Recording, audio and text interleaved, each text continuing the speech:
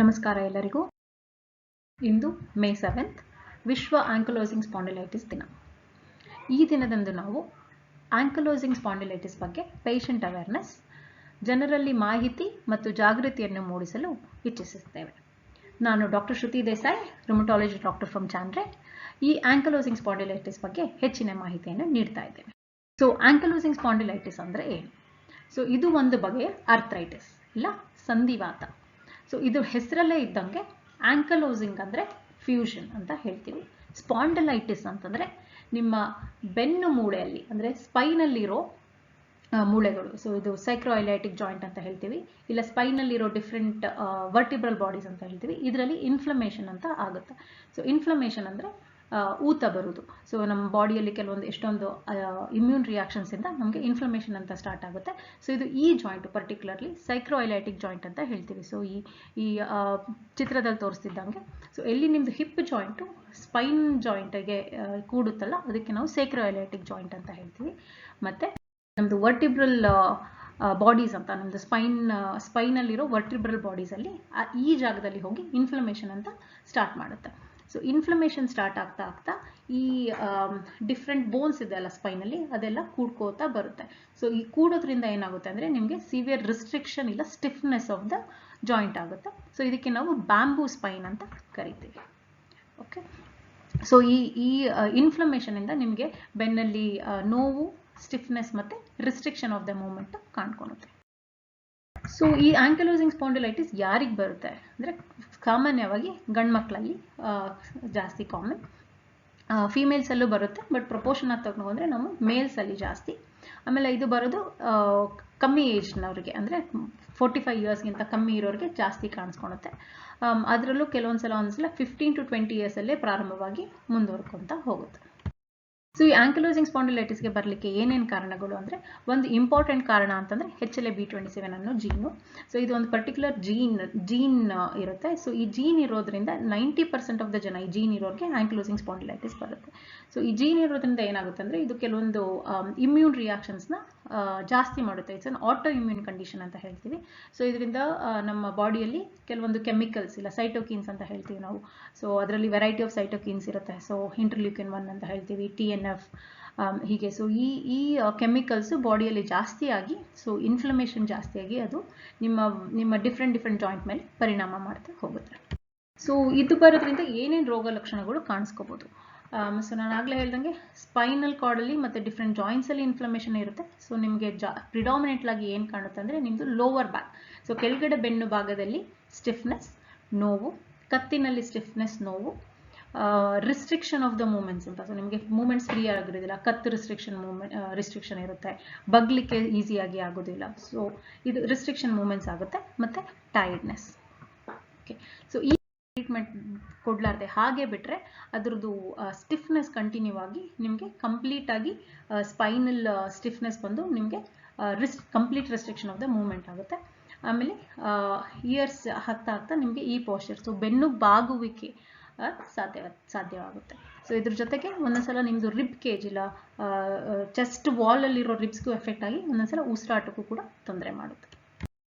So ನೀವೆಲ್ಲ ಕೇಳ್ಬೋದು, ಬೆನ್ನು ನೋವು ಅನ್ನೋದು ತುಂಬ ಕಾಮನ್ಯ. ಸೊ ಅದಕ್ಕೆ ಬೇರೆ ಬೇರೆ ರೀಸನ್ಸು ಇರ್ಬೋದು. ಬೆನ್ನು ನೋವು ಬರಲಿಕ್ಕೆ ಒಂದೊಂದ್ಸಲ ಬಿದ್ದು ಬೆನ್ನು ನೋವು ಬರ್ಬೋದು, ಒಂದೊಂದ್ಸಲ ಹೆವಿ ವೆಯ್ಟ್ ಲಿಫ್ಟ್ ಮಾಡೋದ್ರಿಂದ ಬೆನ್ನು ನೋವು ಬರ್ಬೋದು, ಪುವರ್ ಪಾಶ್ಚರಿಂದ ಇಲ್ಲ ಬೇರೆ ಆರ್ಥ್ರೈಟಿಸಿಂದನೂ ಬೆನ್ನು ನೋವು ಬರ್ಬೋದು. ಸೊ ಈ ಬೆನ್ನು ನೋವು ಬಂದಾಗ ನಮಗೆ ಇದು ಆಂಕಲೋಸಿಂಗ್ ಸ್ಪಾಂಡಿಲೈಟಿಸಿಂದ ಬೆನ್ನು ನೋವು ಬರ್ತಾ ಇದೆಯೋ ಇಲ್ಲ ಇದಕ್ಕೆ ಬೇರೆ ಕಾರಣಗಳು, ನಾವು ಅದಕ್ಕೆ mechanical type of back pain ಅಂತೀವಿ, ಅದು ಇದೆಯೋ ಅಂತ ಹೇಗೆ ಡಿಫ್ರೆನ್ಶಿಯೇಟ್ ಮಾಡ್ಬೋದು ಅಂತ. ಸೊ ಇದರಲ್ಲಿ ಡಾಕ್ಟರ್ಸು ಕೆಲವೊಂದು ಕ್ಲಿನಿಕಲ್ ಫೀಚರ್ಸ್ನ ನೋಡ್ತಾರೆ. ಸೊ ಅದೇನಂದರೆ, ನಾನು ಆಗಲೇ ಹೇಳ್ದಂಗೆ ಸಣ್ಣ ವಯಸ್ಕರಲ್ಲಿ ಬರುತ್ತೆ.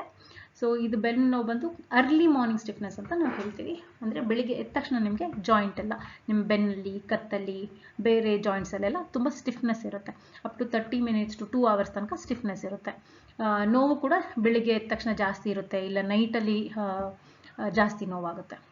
ಆಮೇಲೆ ನಿಮ್ಮದು ಕೆಲಸ ಮಾಡ್ತಾ ಇಲ್ಲ ಎಕ್ಸಸೈಸ್ ಮಾಡಿದ್ರೆ ನೋವು ಕಮ್ಮಿ ಆಗುತ್ತೆ.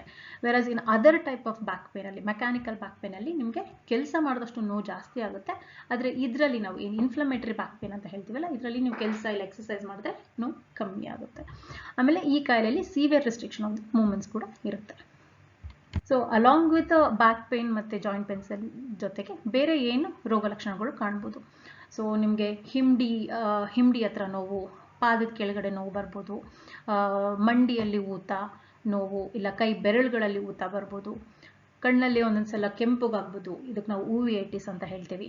ಚರ್ಮದ ಮೇಲೆ ಸೋರಿಯಾಸಿಸ್ ಥರ ಸ್ಕಿನ್ ಲೀಜನ್ಸ್ ಬರ್ಬೋದು, ಇಲ್ಲ ಒಂದೊಂದ್ಸಲ ಲೂಸ್ ಮೋಷನ್ ಆಗಿ ಬರ್ಬೋದು. ಸೊ ಹೀಗೆ ಬೇರೆ ಬೇರೆ ರೋಗ ಲಕ್ಷಣಗಳು ಕೂಡ ಬರ್ಬೋದು ಈ ಕಾಯಿಲೆ ಜೊತೆಗೆ. ನೆಕ್ಸ್ಟ್ ಇನ್ನೊಂದು ಇಂಪಾರ್ಟೆಂಟ್ ಆಸ್ಪೆಕ್ಟು ಈ ಕಾಯಿಲೆಯಲ್ಲಿ ಏನು ಅಂದರೆ, ನಾವು ಇದಕ್ಕೆ ರೆಮಿಷನ್ ಮತ್ತು ಫ್ಲೇರ್ ಅಂತ ಹೇಳ್ತೀವಿ. ಸೊ ಈ ಕಾಯಿಲೆಯಲ್ಲಿ ರೆಮಿಷನ್ ಅಂದರೆ ನಿಮ್ಮದು ಡಿಸೀಸ್ ಕಂಟ್ರೋಲ್ ಆಗಿದೆ. ಓಕೆ, ಸೊ ಅಂದರೆ ನಿಮಗೆ ಊತ ನೋವು ಎಲ್ಲ ಕಮ್ಮಿಯಾಗಿ ಒಂದು ಲೆವೆಲಲ್ಲಿ ಕಂಟ್ರೋಲ್ ಆಗಿದೆ ಅಂತ ರೆಮಿಷನ್ ಅಂತ. ಸೊ ಐದರ್ ವಿತ್ ಟ್ರೀಟ್ಮೆಂಟ್, ಇಲ್ಲ ನಿಮ್ಮದು ಟ್ರೀಟ್ಮೆಂಟ್ ಚೆನ್ನಾಗಿ ತೊಗೊಂಡು ಇಲ್ಲ ಎಕ್ಸಸೈಸ್ ಮಾಡ್ತಾ ಇದ್ದಿದೆ ಅಂದರೆ ಇದನ್ನು ಕಂಟ್ರೋಲ್ ಮಾಡ್ಬೋದು. ಬಟ್ ಒಂದೊಂದ್ಸಲ ಸಡನ್ನಾಗಿ ಫ್ಲೇರ್ ಅಂತ ಹೇಳ್ತೀವಿ, ಇಲ್ಲಿ ನಿಮ್ಮದು ಕಾಯಿಲೆ ಜಾಸ್ತಿ ಆಗುತ್ತೆ, ಸಡನ್ನಾಗಿ ಅಲ್ಲಿ ನೋವು ಜಾಸ್ತಿ ಆಗುತ್ತೆ, ಊತ ಜಾಸ್ತಿ ಆಗುತ್ತೆ. ಸೊ ಇದನ್ನು ನಾವು ಫ್ಲೇರ್ ಅಂತ ಹೇಳ್ತೀವಿ. ಸೊ ಈ ಕಾಯಿಲೆಯಲ್ಲಿ ರೆಮಿಷನ್ ಮತ್ತು ಫ್ಲೇರ್ ಕೂಡ ನೀವು ಕಾಣ್ಬೋದು. ಸೊ ಇದನ್ನು ನಾವು ಹೇಗೆ ಡಯಾಗ್ನೋಸ್ ಮಾಡ್ತೀವಿ ಅಂತಂದರೆ, ಸೊ ಡಾಕ್ಟರ್ಸು ಆಗಲೇ ಹೇಳ್ದಂಗೆ ಕೆಲವೊಂದು ನಿಮ್ಮದು ಕ್ಲಿನಿಕಲ್ ಸೈನ್ಸ್ ಇರುತ್ತೆ, ಎಕ್ಸಾಮಿನೇಷನ್ ಮಾಡ್ತೀವಿ, ಅದ್ರ ಜೊತೆಗೆ ಕೆಲವೊಂದು ರಕ್ತ ಪರೀಕ್ಷೆಗಳನ್ನು ಮಾಡಿಸ್ತೀವಿ. ಇದರಲ್ಲಿ ನಾವು ಇನ್ಫ್ಲಮೇಟರಿ ಮಾರ್ಕರ್ಸ್ ಅನ್ನೋದನ್ನ ನೋಡ್ತೀವಿ. ಸೊ ಲೈಕ್ ESR, CRP, ಕೆಲವೊಂದು ಸೆಲ್ ಕೌಂಟು, ಇದನ್ನೆಲ್ಲ ನೋಡ್ಕೋತೀವಿ. ಅದ್ರ ಜೊತೆಗೆ ನಾವು ಆಗಲೇ ಹೇಳ್ದಂಗೆ HLA-B27 ಜೀನ್ ಅನ್ನೋದನ್ನು ಕೂಡ ನೋಡ್ತೀವಿ. ಸೊ ಈ ಜೀನ್ ಇದ್ದರೆ ನಮಗೆ ಆಲ್ಮೋಸ್ಟ್ ಡಯಾಗ್ನೋಸಿಸು ಇನ್ನೂ ಕನ್ಫರ್ಮ್ ಆಗುತ್ತೆ. ಅದ್ರ ಜೊತೆಗೆ ನಾವು ಎಕ್ಸ್ರೇಸ್ ಮಾಡಿಸ್ಕೋತೀವಿ. ಎಕ್ಸ್ರೇಯಲ್ಲಿ ನಿಮ್ಮದು ಮತ್ತು ಚೇಂಜಸ್, ಇನ್ಫ್ಲಮೇಟರಿ ಚೇಂಜಸ್ ನಿಮ್ಮದು ಸೆಕ್ರೋಇಲಿಯಾಟಿಕ್ ಜಾಯಿಂಟಲ್ಲಿ ನಿಮ್ಮದು ಸ್ಪೈನ್ ಭಾಗದಲ್ಲಿ ಎಷ್ಟು ಚೇಂಜಸ್ ಆಗಿದೆ ಅಂತ ನೋಡಿಕೊಂಡು, ಇದರಲ್ಲಿ ನಮ್ಮದು ಡಿಫ್ರೆಂಟ್ ಗ್ರೇಡಿಂಗ್ ಇರುತ್ತೆ, ಗ್ರೇಡ್ 1, 2, 3, 4 ಅಂತ. ಇದರಿಂದ ನಮಗೆ ನಿಮ್ಮದು ಸಿವಿಯಾರಿಟಿ ಆಫ್ ದ ಡಿಸೀಸ್ ಕೂಡ ಗೊತ್ತಾಗುತ್ತೆ. ಸೊ ಒಂದೊಂದ್ಸಲ ಎಕ್ಸ್ರೇಯಲ್ಲಿ ಗೊತ್ತಾಗಲಿಲ್ಲ ಅಂದರೆ ನಿಮಗೆ MRIಯಲ್ಲಿ ಮಾಡಿಸ್ಕೊಂಡು ನಾವು ಡಿಸೀಸಸ್ನ ಕನ್ಫರ್ಮ್ ಮಾಡ್ಕೋತೀವಿ. ಸೊ ನೆಕ್ಸ್ಟು ಇದು ಬಂದು ಟ್ರೀಟ್ಮೆಂಟ್ ಏನಿದೆ ಈ ಕಾಯಿಲೆಗೆ. ಟ್ರೀಟ್ಮೆಂಟ್ ಖಂಡಿತ ಇದೆ, ಆದರೆ ಈ ಕಾಯಿಲೆನ ನಾವು we say there is no definite or permanent cure for this condition, but it is control ಅಂತೂ ಡೆಫಿನೆಟ್ ಆಗಿ ಮಾಡ್ಕೋಬೋದು. ಸೊ ಇದಕ್ಕೆ ನಾವು ಡೆಫಿನೆಟ್ ಕ್ಯೂರ್ ಯಾಕಿಲ್ಲ ಅಂತಂದರೆ, ನಾನು ಆಗಲೇ ಹೇಳ್ದಂಗೆ ಪ್ರಿಡಾಮಿನೆಂಟ್ಲಿ ಈ ಜೀನ್ ಪಾಸಿಟಿವ್ ಇರೋದ್ರಿಂದ ಬರುತ್ತೆ. ಸೊ ಈ ಜೀನ್ ಇದ್ದರೆ ನಮಗೆ ಕ್ಯೂರ್ ಅಂದರೆ ನಿಮ್ಮದು ಬಾಡಿಯಿಂದ ಈ ಕಾಯಿಲೆನ ತೆಗಿಲಿಕ್ಕೆ ಆಗೋದಿಲ್ಲ, ಆದರೆ ಈ ಕಾಯಿಲೆನ ಡೆಫಿನೆಟ್ಲಿ ಕಂಟ್ರೋಲ್ ಅಂತೂ ಮಾಡ್ಬೋದು. ಇದಕ್ಕೆ ಬೇರೆ ಬೇರೆ ಟ್ರೀಟ್ಮೆಂಟ್ ಆಪ್ಷನ್ಸು ಇದೆ. ಆಮೇಲೆ ಟ್ರೀಟ್ಮೆಂಟ್ ಎಷ್ಟು ಬೇಗ ಸಾಧ್ಯನೋ ಅಷ್ಟು ಬೇಗ ನಾವು ಕಾಯಿಲೆನ ಕಂಟ್ರೋಲ್ಗೆ ತರ್ಬೋದು. ಸೊ ಇದರಲ್ಲಿ ಯಾವ ಟ್ರೀಟ್ಮೆಂಟ್ ಆಪ್ಷನ್ಸ್ ಇದೆ ಅಂದರೆ, ಫಸ್ಟ್ ನಾವು NSAIDs ಗ್ರೂಪ್ ಆಫ್ ಮೆಡಿಸಿನ್ಸ್ ಅಂತ ಹೇಳ್ತೀವಿ. ಅದು aunty inflammatory group of medicines. ಅದು ನಿಮ್ಮದು ಓವರ್ ಇಮ್ಯೂನ್ ರಿಯಾಕ್ಷನ್ ಇಲ್ಲ ಇನ್ಫ್ಲಮೇಷನ್ನ ಕಮ್ಮಿ ಮಾಡಿ ನೋವು ಮತ್ತು ಊತನ ಕಮ್ಮಿ ಮಾಡುತ್ತೆ. ಸೊ ಇದರಲ್ಲಿ ನಮ್ಗೆ ಅನೇಕ ಔಷಧಗಳಿದ್ದಾವೆ. ಅದನ್ನು ನ್ಯಾಪ್ರಸಿನ್, ಸೆಲೆಕಾಕ್ಸಿಬ್, ಇಂಡೋಮೆಥಸಿನ್ ಅದೆಲ್ಲ ಹೇಳ್ತೀವಿ. ಇನ್ನೊಂದು ಗ್ರೂಪು ನಮಗೆ ಡಿಸೀಸ್ ಮಾಡಿಫೈಯಿಂಗ್ ಮೆಡಿಸಿನ್ಸ್ ಅಂತ, ಅದರಲ್ಲಿ ಮಿಥೋಟ್ರೆಕ್ಸೈಡ್, ಸಲ್ಫಾಸಾಲಿಸಿನ್ ಈ ಔಷಧಗಳು ಇದೆ. ಇದ್ರ ನೆಕ್ಸ್ಟು ನಮಗೆ ಬಯಾಲಜಿಕಲ್ ಟ್ರೀಟ್ಮೆಂಟ್ ಅಂತ ಹೇಳ್ತೀವಿ. ಸೊ ಈ ಟ್ರೀಟ್ಮೆಂಟ್ ಏನು ಮಾಡುತ್ತೆ ಅಂದರೆ, ನಿಮ್ಮದು ಡೈರೆಕ್ಟ್ ಏನು ಎಕ್ಸ್ಟ್ರಾ ಕೆಮಿಕಲ್ಸ್ ಇರುತ್ತಲ್ಲ ಬಾಡಿಯಲ್ಲಿ, ಸೈಟೋಕಿನ್ಸ್ ಇಲ್ಲ TNF ಅಂತ ಹೇಳ್ತೀವಲ್ಲ, ಈ ಕೆಮಿಕಲ್ಸ್ಗೆ ಹೋಗಿ ಡೈರೆಕ್ಟಾಗಿ ಟಾರ್ಗೆಟ್ ಮಾಡುತ್ತೆ. ಸೊ ಇದನ್ನು ನಾವು ಯೂಶಲಿ ಇಂಜೆಕ್ಷನ್ಸ್ ಮುಖಾಂತರ ಕೊಡ್ತೀವಿ. ಸೊ ಇದರಲ್ಲಿ ಕೂಡ ನಮಗೆ ಅನೇಕ ಇಂಜೆಕ್ಷನ್ಸ್ ಇದ್ದಾವೆ, ಲೈಕ್ TNF ಇನ್ಹಿಬಿಟರ್ಸ್ ಅಂತ ಹೇಳ್ತೀವಿ. ಸೊ ಇನ್ಫ್ಲಿಕ್ಸಿಮ್ಯಾಬ್, ಇಟಾರ್ನಸೆಪ್ಟ್, ಅಡಾಲಿಮಿಮ್ಯಾಬ್, ಗೋಲಿಮುಮ್ಯಾಬ್, ಹೀಗೆ ಅನೇಕ ಬಗೆಯ ಇಂಜೆಕ್ಷನ್ಸ್ ಇದ್ದಾವೆ. ಮತ್ತು IL-17 ಇನ್ಹಿಬಿಟರ್ಸ್ ಅನ್ನೋದು ಕೂಡ ಅನದರ್ ಗ್ರೂಪ್ ಇದೆ, ಅದಕ್ಕೆ ಸೆಕ್ಯುಕಿನೆಮ್ಯಾಬ್ ಅಂತಲೇ ಆ ಬಗೆಯ ಮೆಡಿಸಿನ್ ಕೂಡ ಇದೆ. ಸೊ ನಾವಿದು ನಿಮ್ಮದು ಟ್ರೀಟ್ಮೆಂಟ್ ಆಪ್ಷನು ನಿಮ್ಮದು ಸಿವಿಯರಿಟಿ ಆಫ್ ದ ಡಿಸೀಸ್ ಮೇಲೆ. ಸೊ ಮೈಲ್ಡ್ ಇದ್ದರೆ ಜಸ್ಟ್ ಮೆಡಿಸಿನ್ಸಲ್ಲೇ ಕೊಟ್ಟು ಎಕ್ಸಸೈಸ್ ಮಾಡಿಕೊಂಡು ಕಂಟ್ರೋಲಿಗೆ ಬರಲಿಕ್ಕೆ ಟ್ರೈ ಮಾಡ್ತೀವಿ. ಬಟ್ ಒಂದೊಂದ್ಸಲ ಮೆಡಿಸಿನ್ಸಲ್ಲಿ ಕಂಟ್ರೋಲ್ ಆಗಲಿಲ್ಲ, ಇಲ್ಲ ನಿಮ್ಮದು ಕಾಯಿಲೆಯ ತೀವ್ರತೆ ಜಾಸ್ತಿ ಇದೆ ಅಂತಂದರೆ ನಾವು ನಿಮಗೆ ಇಂಜೆಕ್ಷನ್ಸ್ನ ಸಜೆಸ್ಟ್ ಮಾಡ್ತೀವಿ. Next surgical options. ಸೊ ಒಂದೊಂದ್ಸಲ ನಮಗೆ ತುಂಬ ಲೇಟಾಗಿ ಬರ್ತಾರೆ ಪೇಷಂಟ್, ಅವ್ರಿಗೆ ತುಂಬ ಸಿವಿಯರ್ಲಿ ರೆಸ್ಟ್ರಿಕ್ಟೆಡ್ ಹಿಪ್ ಮೂವ್ಮೆಂಟ್ಸ್ ಇಲ್ಲ ಸ್ಪೈನಲ್ ಮೂವ್ಮೆಂಟ್ಸ್ ಇರುತ್ತೆ, ಇಲ್ಲ ಮಧ್ಯೆ ಟ್ರೀಟ್ಮೆಂಟ್ ಬಿಡ್ತಾರೆ ಫಾರ್ ವೇರಿಯಸ್ ರೀಸನ್ಸ್. ಸೊ ಅವಾಗಲೂ ಅವರು severe restriction of the movements ಬಂದಾಗ ಅವ್ರಿಗೆ ಸರ್ಜಿಕಲ್ ಆಪ್ಷನ್ಸ್ ಕೂಡ ಕೊಡ್ಬೋದು. ಇದರಲ್ಲಿ ನಾವು ಆಸ್ಟಿಯೋಟಮಿ ಅಂತ ಹೇಳ್ತೀವಿ, ಇಲ್ಲ ಹಿಪ್ ಆ್ಯಂಡ್ ನೀ ಆರ್ಥ್ರೋಪ್ಲಾಸ್ಟಿ ಕೂಡ ಮಾಡಿ ಅವ್ರದ್ದು ಮೂವ್ಮೆಂಟ್ಸ್ನ ನಾವು ಕರೆಕ್ಟ್ ಮಾಡ್ಕೋಬೋದು. ನೆಕ್ಸ್ಟು ಈ ಟ್ರೀಟ್ಮೆಂಟಲ್ಲಿ another important form of treatment ಅಂತಂದರೆ ನಮಗೆ ರೆಗ್ಯುಲರ್ ಎಕ್ಸಸೈಸಸ್ ಆ್ಯಂಡ್ ಫಿಸಿಯೋಥೆರಪಿ ಯಾವಾಗ ಕೊಡ್ತೀವಿ ಅಂದರೆ, ಸೊ ನಿಮಗೆ ಯಾವುದಾದ್ರೂ ಜಾಯಿಂಟು ಸಿವಿಯರ್ ರೆಸ್ಟ್ರಿಕ್ಷನ್ ಆಗಿದೆ, ಸಿವಿಯರ್ ಪೇನ್ ಆಗಿದೆ ಅಂದರೆ ಆ ಭಾಗದಲ್ಲಿ ನಿಮಗೆ ಫಿಸಿಯೋಥೆರಪಿ ಕೊಟ್ಕೊಂಡು ಅದನ್ನು ಇಂಪ್ರೂವ್ ಮಾಡ್ತೀವಿ.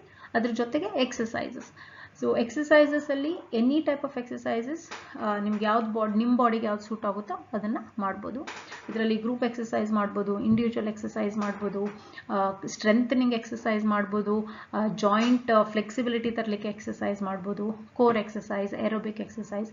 ಸೊ ನಾನಾ ಬಗೆಯ ಎಕ್ಸಸೈಸ್ನ ನಿಮ್ಮ ಫಿಸಿಯೋಥೆರಪಿಸ್ಟ್ ರೆಕಮೆಂಡ್ ಮಾಡ್ತಾರೆ, ಹಾಗೆ ನೀವು ಮನೇಲಿ ಮಾಡ್ಕೋಬೇಕು.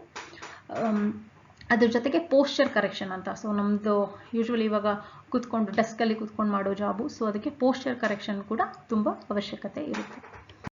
Along with that yoga is also very important form of exercise. So ನಿಮಗೆ ಜಾಯಿಂಟ್ ಸ್ಟ್ರೆಂತ್ ಮತ್ತು ಫ್ಲೆಕ್ಸಿಬಿಲಿಟಿಗೆ ಕೂಡ ಇದು ನಿಮಗೆ ಹೆಲ್ಪ್ ಮಾಡುತ್ತೆ. ಅದ್ರ ಜೊತೆಗೆ ಧ್ಯಾನ ಮಾಡೋದು, ಮೈಂಡ್ಫುಲ್ನೆಸ್, ಇದನ್ನೆಲ್ಲ ನಿಮ್ಮನ್ನ ಆಂಗ್ಸೈಟಿ ಮತ್ತು ಸ್ಟ್ರೆಸ್ ಲೆವೆಲ್ನ ಕೂಡ ಕಮ್ಮಿ ಮಾಡುತ್ತೆ. ಸೊ ಈ ಕಾಯಿಲೆಯಿಂದ ನಿಮಗೆ ಏನೇನು ಪರಿಣಾಮಗಳಾಗ್ಬೋದು?